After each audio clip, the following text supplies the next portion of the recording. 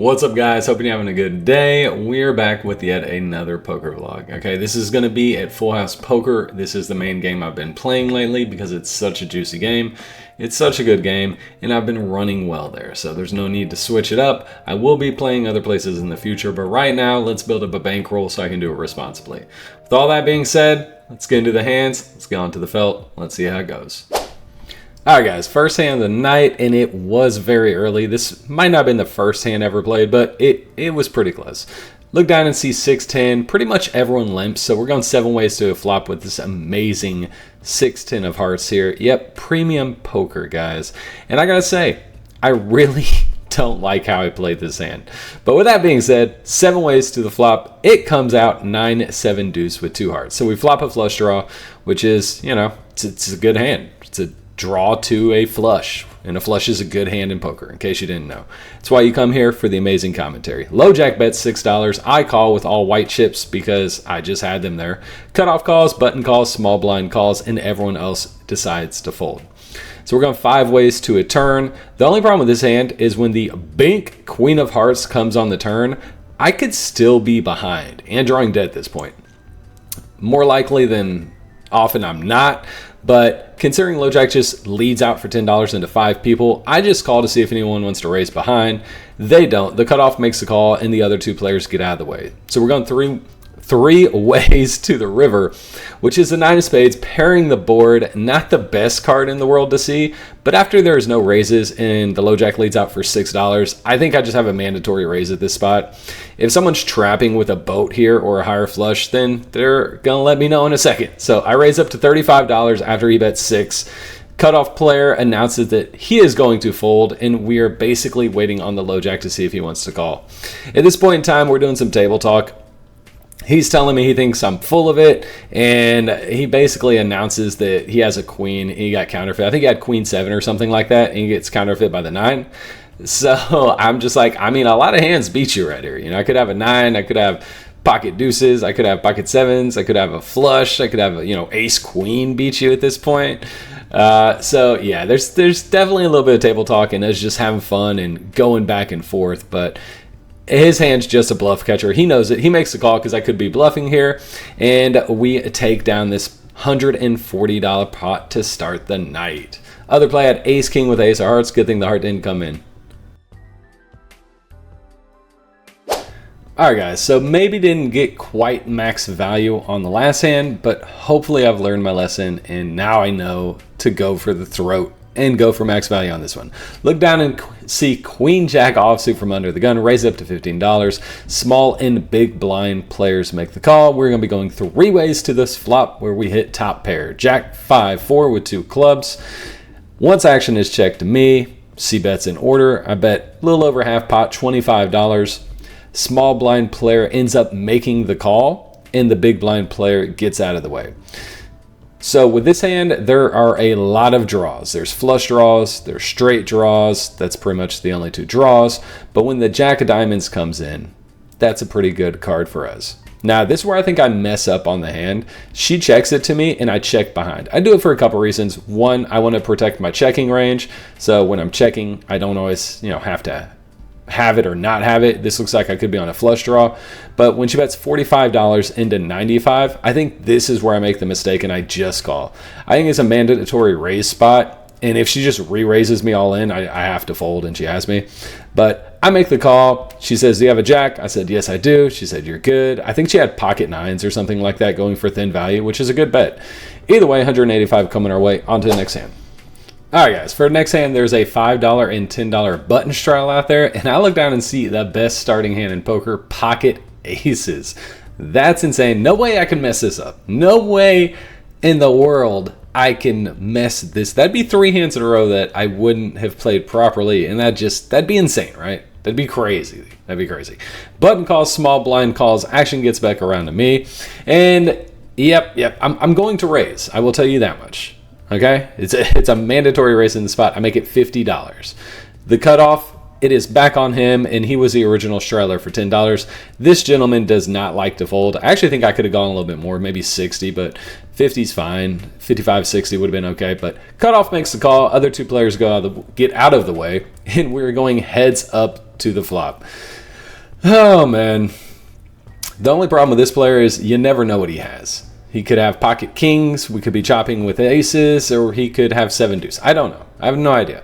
So when the flop comes out 6-3-9 with 2 hearts and I have no heart in my hand, it's already not looking too good.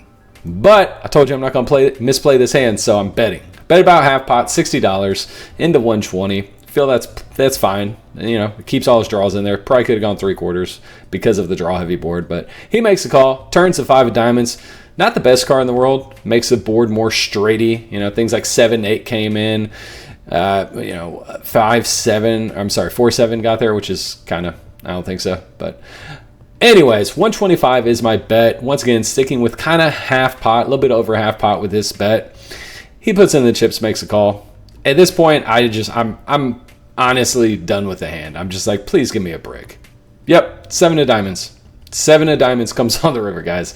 I check it because, like I said, I'm done. Luckily, he checks behind. He announces 1 pair. I say I have the 1 pair, which is aces. Let me know if you think I misplayed this one. I don't. I think it's just check call on the river personally right there. But $490 coming our way, and we have been winning pot after pot, and it feels good. On to the next hand.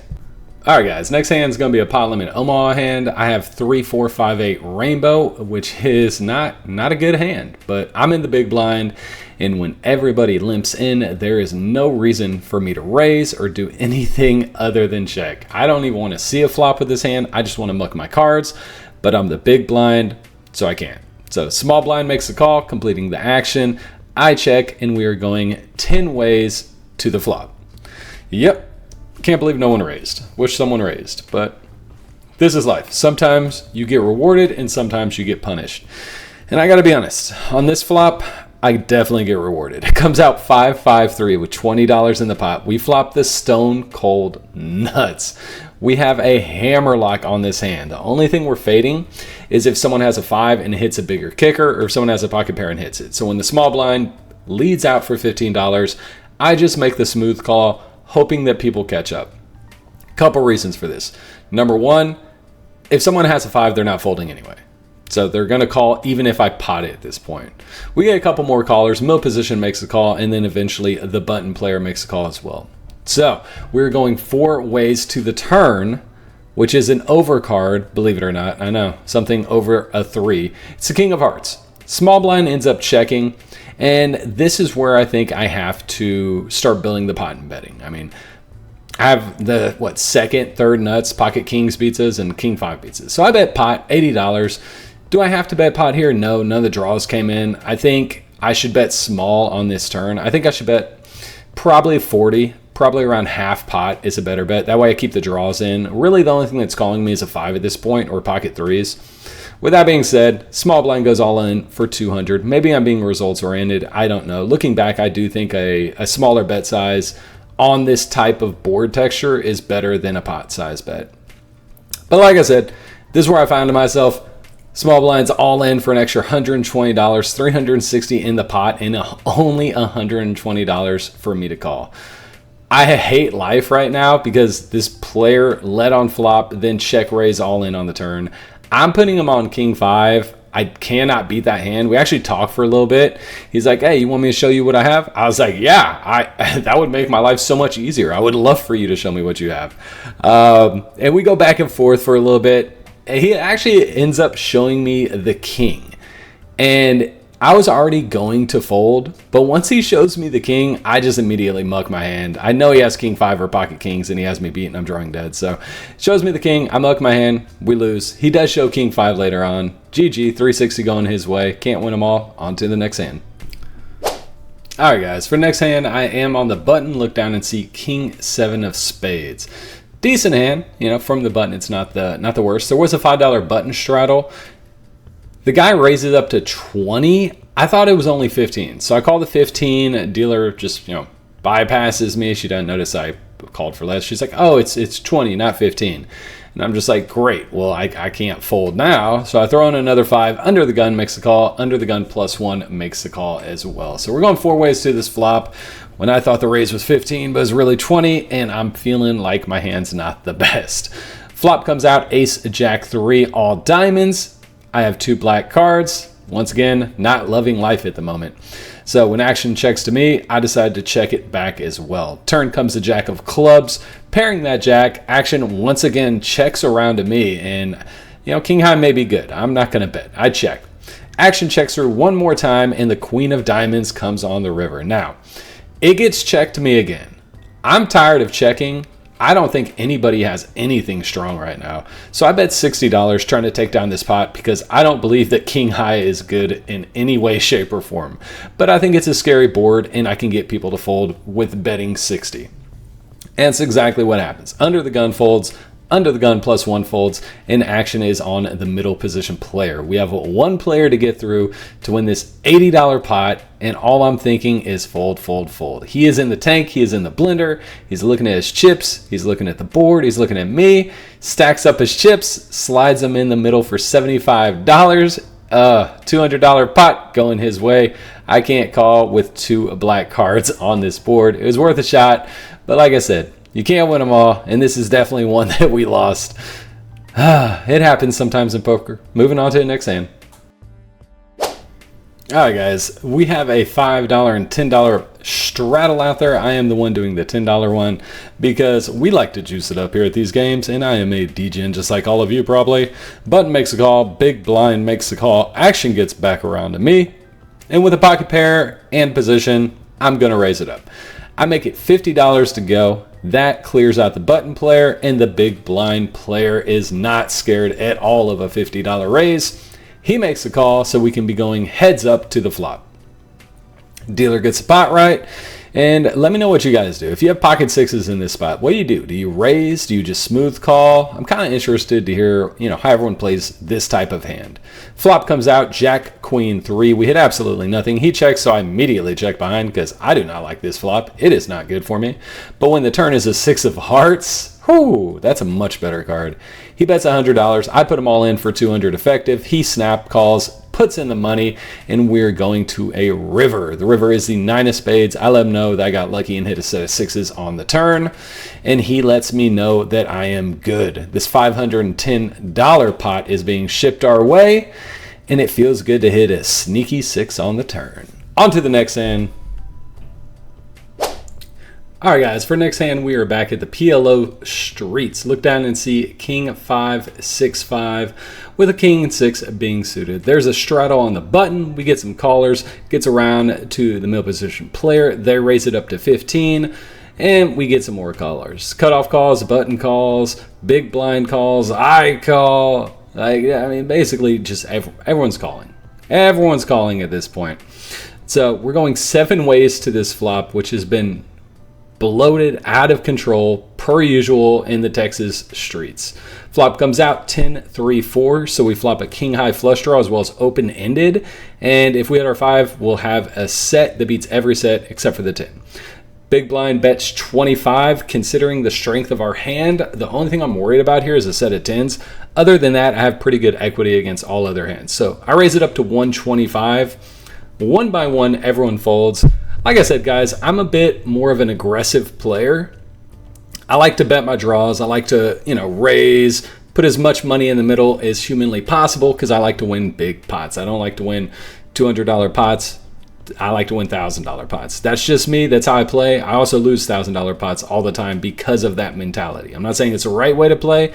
I'm just saying that's my play style. Now, don't get me wrong. I can switch it up when there's an aggressive player on the table. I will, switch gears and play a little more passively, things like that. And as you saw at the beginning of the vlog, I was checking a whole bunch and playing passive. So you got to be able to mix up your game and go into your toolbox and be able to do different things. With all that out of the way, gets back around to the big blind player after everyone folds, and he eventually does decide that he's going to make the call. We're actually talking at this point because it's heads up. He tells me he has a set, and he thinks that I'm fishing for hearts. So when the ace of hearts comes, giving us the absolute nuts, and he checks to me, there's only one thing for me to do. Go all in for 200 effective. Now I have more than 200 in my stack, but he only has 200 in his, hence why it's 200 effective. I go all in. but he has to call his entire stack. He decides not to, and he folds, which is a good fold because he's looking for a board pair. We actually run it out, and the ace of diamonds you can see down there by the dealer would have been the river. So he would have boated up, but it didn't call, so 355 coming our way. On to the next hand. All right, guys. Now, I do need to let you know that an action player has sat down. She is in the middle position seat. And when I say action, I mean action. She could have any two cards, and you just don't know. She's also raising pre-flop every time to like 5 or 10 or something, and then she'll bet $10 on the flop turn. And like every street, she'll just bet $10. So that's where we're at. That's the new player on the table. You know the dynamic. She just sat down. That's why I call $2 with King 9 from under the gun. Action gets to her. The only thing with this player is, you know, she's a social butterfly. Very cool lady, very awesome lady, but she's sociable. So she's talking to everyone. So when it's her action, it may take her a little bit longer than normal or than, you know, most people to act. But she's a blast, she's a hoot, she's a good time, and she's action. So, you know, everyone gives her time, you know. Let her take her time. It is what it is. She raises to 5.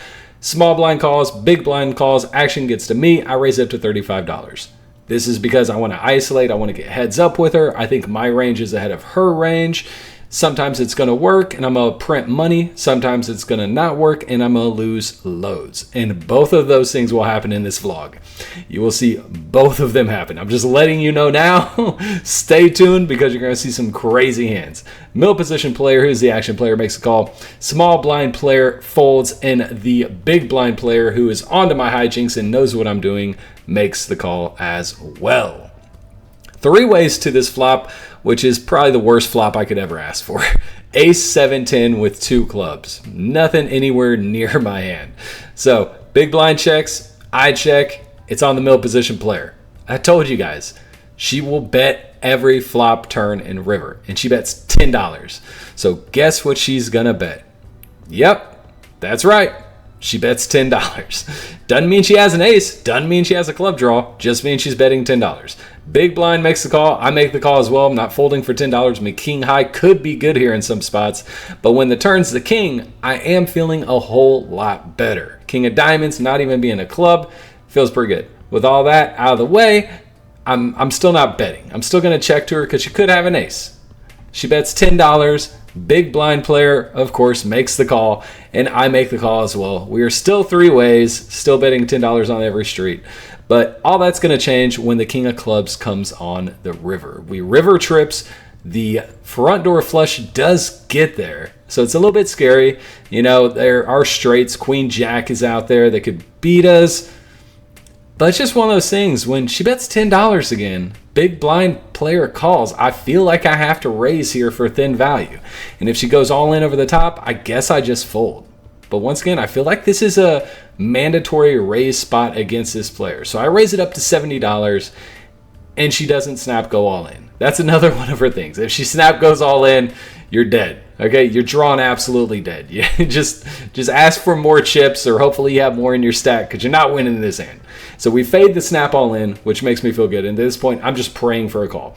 She could have an ace, she could have a 10, she could have a 7. She will call with any of those hands.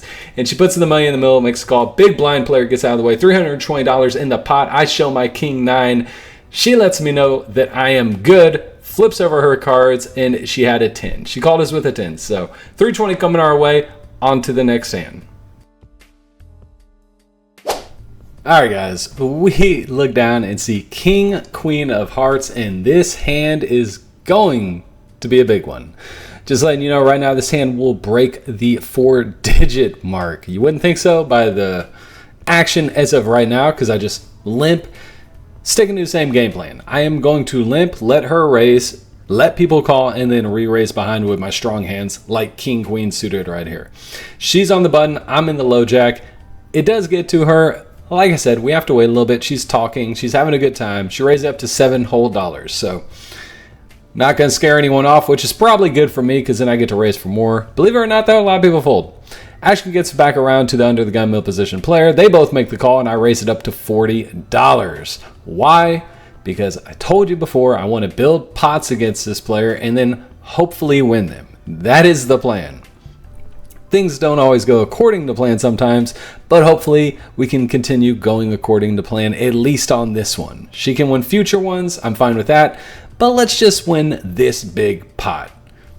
Dealer's letting her know that it is in fact her turn. She thinks about it for a second after talking to a couple people and eventually decides to put the $40 in chips into the middle. Under the gun player gets out of the way and the middle position player calls the 40 as well. So we will be going 3 ways to this flop. We shaved off one person at least, I guess. Okay. It's not the worst outcome. Yeah, 3 ways to a flop. About 100, how much is in there? About 130 in the middle already pre-flop. That's not a bad pot to start things off. Not a bad flop at all when it comes out 3 queen 6 with 1 heart. We have now flopped top pair with a king kicker. And even better, the middle position player goes all in for $163. Let me know down in the comments what you do in my shoes when you see this bet. I have one of 2 options. Folding's not an option. I can either A, call, or B, go all in. I don't think either option is good, and I actually prefer going all in as opposed to just calling, which is what I did. I just called because she was acting behind, and I really wanted to keep her in the hand because I wanted to get as many chips as possible, and I know I'm ahead of her range. That's why I just called, just to let you guys know. But going all in has its merits. It makes sense, and I don't think there's anything at all wrong. I actually think it's an optimal play. You would rather get it heads up. You don't want to let a lot of people in a pot multi-way. You would rather get it heads up, take down a smaller pot, then try to win a big pot and have a chance to get sucked out on. But if you slow play, sometimes you can win a big pot, and that's what I did. I got greedy. She makes the call, $619 in the middle.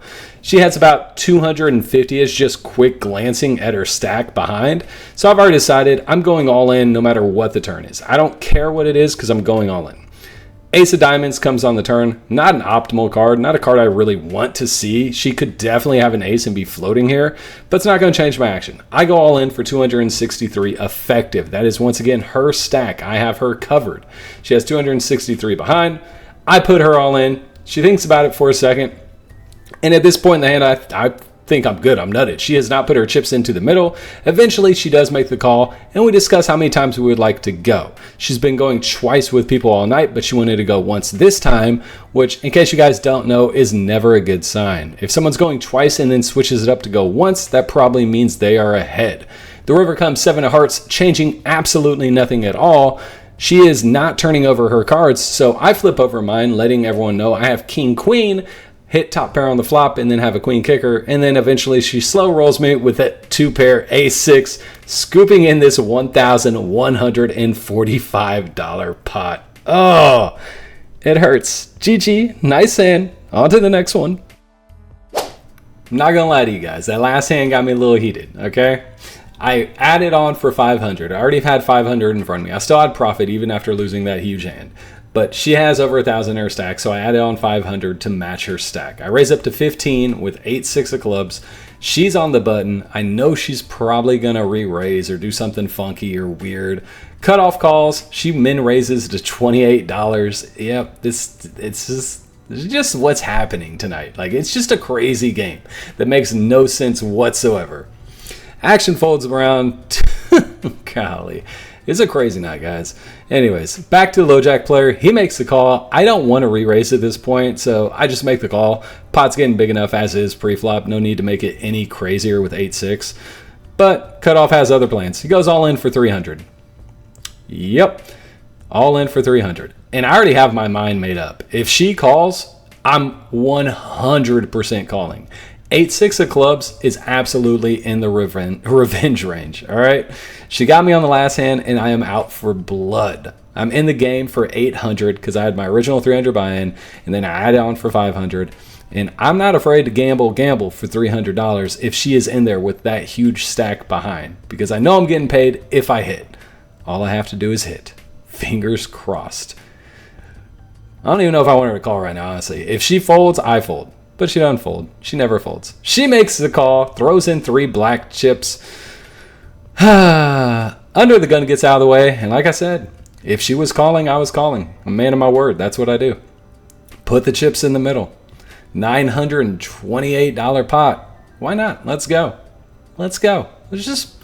let's just have a $900 pot in a 1-2 game pre-flop. You know, why not? Bingo, I guess, is what it's called.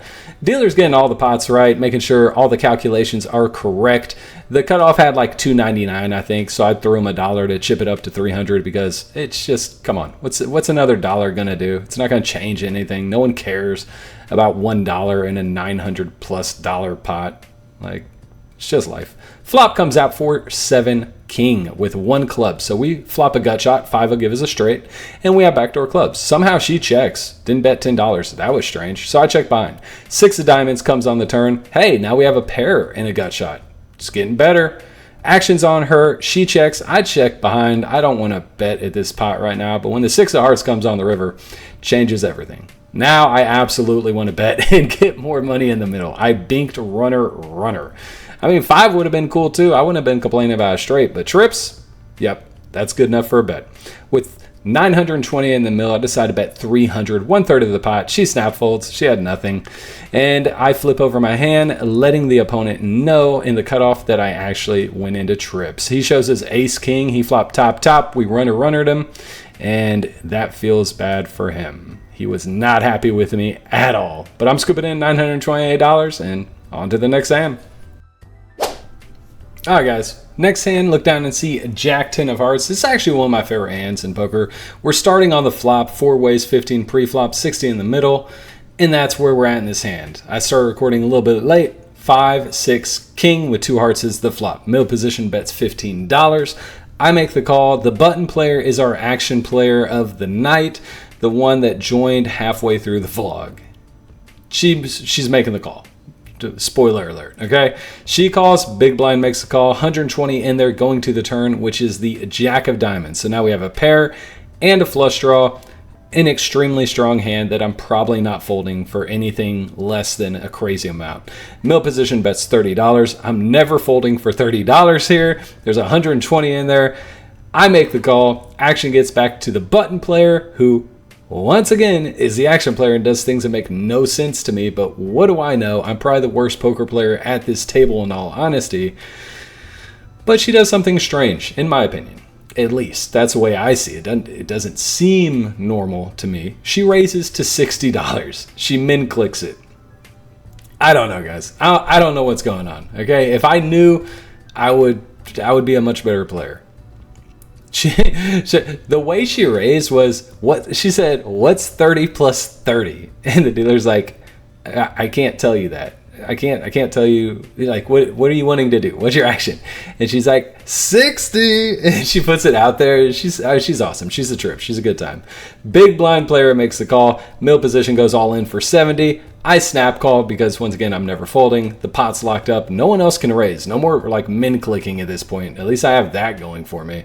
But obviously we all call an extra $10 and we are going 3 ways to the river with one person all in on the side. $400 in the middle. At this point, I don't even know if I want a heart. Honestly, like a jack, like an offsuit jack would be the best card I could probably see because someone may have a higher flush draw. I mean, the queen and ace are still out there. So when the jack of spades comes on the river, I'm thinking I hit gin. Like, what can beat me at this point? Big blind player checks to me, and I cut out about $250 in chips and put that into the middle, letting the dealer know that that is in fact my bet. 250 into 400 seems fair.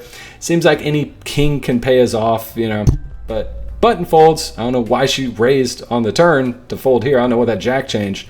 But the big blind calls for 225 more. Yeah, a little bit less. I let him know I have the jack for trips, and he had ace king, unfortunately losing the hand. We've cracked ace king twice now tonight, and we are scooping in this $850 pot.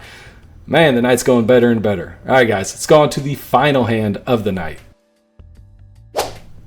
All right, ladies and gentlemen, it is the final countdown. Look down, see pocket eights. Action gets to me. I limp. Our villain of the night, the action player, is actually in the cutoff. So, per usual, I'm limping to her and letting her raise and then re-raising behind. But she has different plans this time because she just limps. So we go 6 ways to a limped pot for the final hand of the night. I know. It's like $12 in there. You're wondering, why is this the final hand? Oh, trust me. It gets good. 8-9 queen on the flop. We flop bottom set. Jack 10 is a straight, something to be aware of, but I stick to the plan. I'm going to check to her. No way she doesn't not raise on the flop and not bet. Or I'm sorry, not raise pre-flop and not bet on the flop. Thankfully, she bails me out because that would have sucked big time. So she bets $5, button calls, small blind, and under the gun call. I raise it up to $40. Time to spring the trap. Thank goodness she raised, man. She didn't raise. Whew. That would have not been good, guys. It would have not been good. I'd have been feeling really bad right about now if she just outplayed me on the only time in the world where she doesn't raise or bet. All right, raise up to $40. She checks her cards real quick before, of course, putting the money in the middle. She's never folding here. Like, it's just, I don't know what she has. She could have Jack 10. We could give her another double up, 100% in this hand. And that's just the way the game goes. You can't be afraid of things like that. But if she has a 9 or if she has a queen, she's calling there too. So her calling doesn't concern me. But when the button calls, still not concerned. I think if he had the straight, he would be going all in. But it's definitely something to be aware of, you know, at the end of the day. It's something to have my ears perked up. Under the gun player counts out his chips and decides he is going to tag along as well. So when everyone just limped pre-flop for $2, then just smooth called the 5 and I raised a 40, evidently everyone was just lying. And they all have monsters right now. I don't understand. I did an 8x raise into a $10 pot and everyone called. But 170 in the middle, once again, what do I know? 3 of hearts comes on the turn, changing absolutely nothing. So I think it's time to shake off some of this dead weight. I overbet the pot. I bet 200 because I'm tired of people calling me light. I don't want everyone chasing and getting there. There's not even a straight draw, so people probably have like queen, jack, you know, queen 10, something like that, pair in a straight draw. Cutoff calls, button goes all in for $50. Of course, you know, why not? Why not? Still not worried about anything. Think I have the best hand. And when the river comes, it actually completes the straight. River comes out as the dealer's getting the pot right. Hey, dealer, come on. It's the last hand of the night. Come on, get that pot right. There you go. Okay. River comes out and it is the 5 of hearts. Kind of brings in a straight. 6-7 gets there. But other than that, still not too much to worry about. If she has 6-7, she held on this long. God bless her soul. She can have my money. I bet $300 and action is on her. She doesn't snap call. She doesn't snap go all in. So I'm praying for a call. But that's not what I get. She folds. Ah, man. Feels bad. I scoop up the side pot, though, and I let the other player know I have a set of 8s. He lets me know that that's good, and we're going to be taking down this $620 pot to end the night.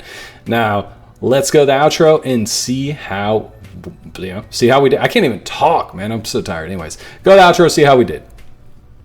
All right, guys, we're in the game for 800. Ended up cashing out for 2,480. So at $680 in profit for the night. All in all, not too bad. Running into the ace-6 hand definitely hurt and set me back. That was a painful one. So if we didn't have that hit, we would have had, you know, over 2K in profit. But that's the way the game goes. You can't win them all. You lose some. I got lucky and hit rivers. 8-6 of clubs where I won like a $900 hand when I was on tilt. That was a huge win too. So I can't complain about losing $1,000 hand when I won a whole bunch of other hands that were pretty significant and made my night. If you're still here, make sure to like and subscribe if you're enjoying the content, and I'll catch you guys on the next one.